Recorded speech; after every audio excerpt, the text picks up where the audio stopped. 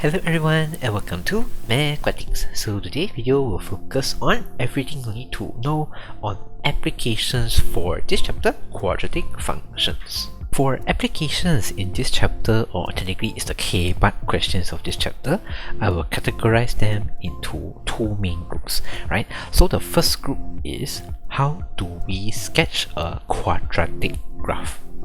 So in SPM, they will give you this quadratic function, okay, something like this, and then you are required to draw a graph, right?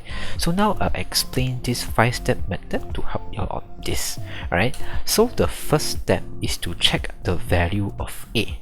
So the value of A is actually the value of x squared. So here is -1. And we also learned in lesson 11, the describe graph video, we have two scenarios. So if A is more than 0 or positive, the curve will be a smiley face. If A is less than 0 or negative, it will be a sad face. So since now our A value is negative, so we need to draw this sad face curve. So this brings us to the second step, which is to draw a smooth parabola. Okay, so what do we mean by smooth? So I'll draw out example which is not smooth. Okay, so let's say we draw a line and then draw here and then we stop. Okay, and then we continue from here and then continue to draw. So if you see this graph entirely right, there are breaks in between, as you can see here. Okay, so it is not smooth as like this. Okay, there are no breaks in between. And for parabola, it's actually a curve, but this curve is a bit special because if I split this graph by half, right? Both left side and right side must have the same shape, meaning it must be symmetric. Okay, so now I'll give an example what is not symmetric. So if you split this graph by half, you can see that both sides is not the same shape because this one is like a bit smaller, but this one is a bit wider. Okay, so both sides must have the same shape. So to draw this smooth parabola, we need to double check two things. One is do not have breaks in between. Two, both sides must have the same shape or symmetric. Okay, so this is an example of a smooth parabola. And our third step is to find the minimum or maximum point. So based on our example here, it's the maximum point lah, right? Because our value of A is negative. Okay, but what we need to have to find the maximum point is the vertex form of the function or equation. For example, this one, what we have now is the general form, not the vertex form. So we need to find a way to transform this equation from general to the vertex form. And we only have one way to do it, which is completing the square method that we have learned previously. Okay, so for the step-by-step process, I will do a separate video and we'll look at some examples on the video lah. Okay, so I'll put the video link in the video description. Y'all can check it out. Alright, so going back to here, let's say we done the completing the square and then we have found our maximum point. So we just plot our maximum point here on top of the curve. And the next step is to find the intercepts. So we have two types of intercepts. One is the x-intercept and the other one is the y-intercept. Oops, sorry, there's an extra s here. So to find these two values, we just plug y equals 0 and x equals 0 in this function. Okay, so once you've done that, you realize that the x-intercept is -1 and 5, and for the y-intercept is 5. So here requires a little bit of trial and error to perfectly place these three values onto this parabola. Okay, so if we focus on the x-intercepts first, we can compare with the x-coordinate of this point. Okay, so one of them is less than 2 and the other one is more than 2. So we can put the one which is less than 2 on the left side and the one more than 2 on the right side. Okay, something like this. Okay, so I'll put -1 on the left, 5 on the right.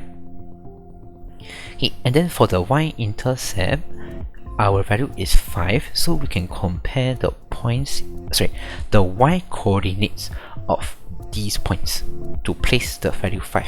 Okay, so this one we know that it's 9, and for the x-intercept, the y-coordinate is 0 lah. So if you want to place the 5, we will put the place where it is closer to these two, which is 9, right? 5 is closer to 9. So for the 5, I will place it nearer to 9 instead of 0, the x-intercept lah. Okay, and why I don't put this 5 on the right side, because this value's x coordinate is 0, which is technically closer to -1 lah. So that's why I put it here. Right? So once we perfectly place our intercepts, then we need to draw our axes. Okay, the x-axis and the y-axis. So since our y-intercept is here, so I'll just draw this y-axis here. Then for these two x-intercepts are here, so I'll just draw this x-axis here, and then I just label my x-intercepts. And this would be my graph. So for the steps, I think you all have a question, which is, why the steps is like the other way around? Shouldn't it be draw the axis first, then intercept, then minimum or maximum point, then draw the smooth parabola? So it's something like this example. Okay, I have the x and y axis here, then I plot my intercepts, then I plot my minimum point.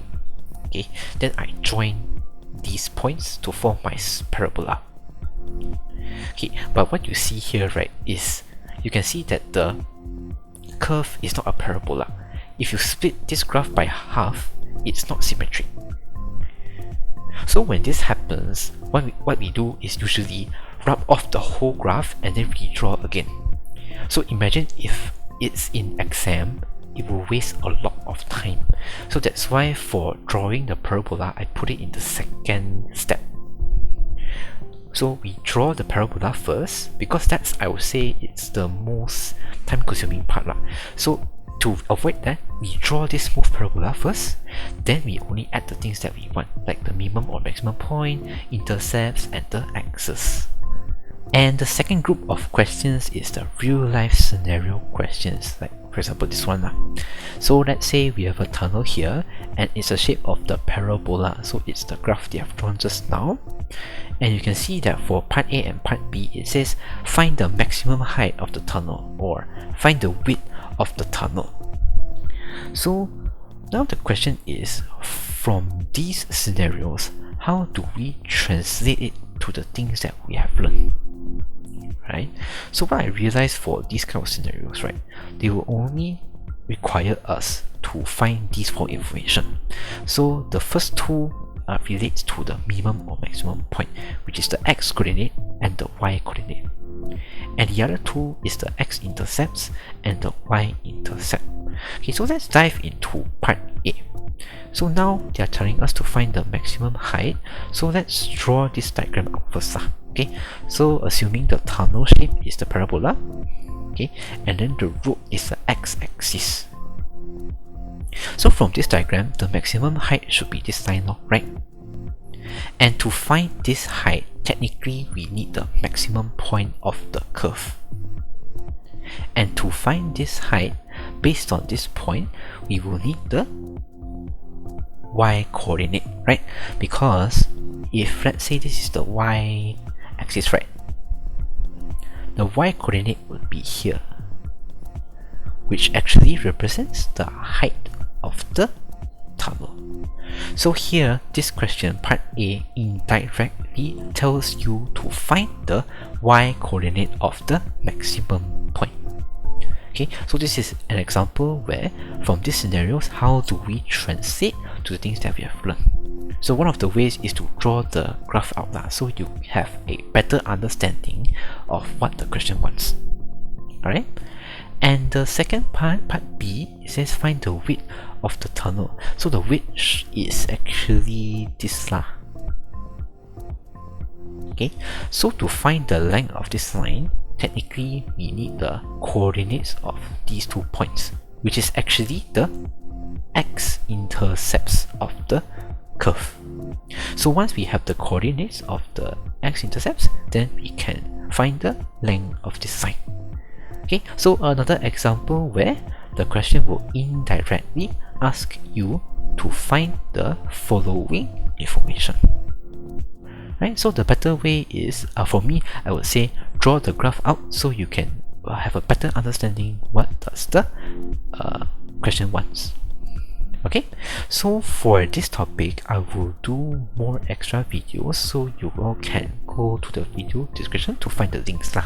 Okay, so that's everything you need to know on the applications of this chapter. Okay, so if you have any questions regarding this topic, feel free to put the questions in the comment section below, and again, I will do some extra videos on these two group of questions, so stay tuned, and thank you so much for watching this video. So take care, and I'll see y'all in the next videos. Bye bye.